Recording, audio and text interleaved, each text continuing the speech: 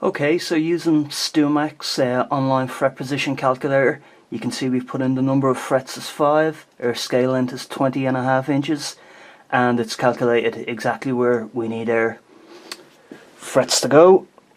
And you can see it gives our indication of from fret to fret, or measuring from the nut, and your best bet is to measure from the nut all the time, because if you're slightly out going fret to fret, it becomes a compound mistake. If you're off by a millimeter or so on the first one, as you push on, it means the frets just get more and more out of position. So always measure from the nut, and we'll take those measurements now and we'll start to mark out our frets.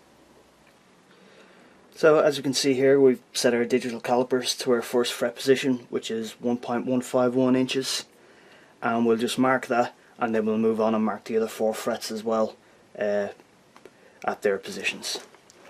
So again, taking our measurement from the leading edge of this nut here, we can then mark our first fret, and we just want to put a small indication of where it is, and we'll come back with a square later and make sure they're all accurate. So we'll move on to our second position now, and our second fret position here is 2.237. Now, as I said, these markings here are for a 20.5 inch scale. If you're making a longer scale, if you wanted to make a 2-string bass or something like that, which I will be doing in the future, or if you wanted to make a shorter one, if you had a shorter Hurley and things like that, or if you want to just make this with any old plank of wood, you can, and you can just adjust with the StuMac fret calculator. You can adjust whatever size scale length you want.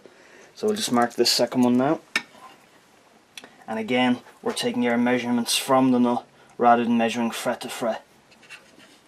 So we line up once again, and we just give a quick mark. So there's our first 2 frets marked, and as even though we're using the digital calipers, you still have to take into account things like the thickness of your pencil and whatever ruler or square you decide to use. You will probably be out by fractions of an inch or fractions of a millimeter, but because it's a Hurley guitar, I don't think it's going to matter too much. So now you can see we have our 5 fret positions marked out. Just a reminder that we'll be doing an inlay here and an inlay here on the 3rd and 5th frets.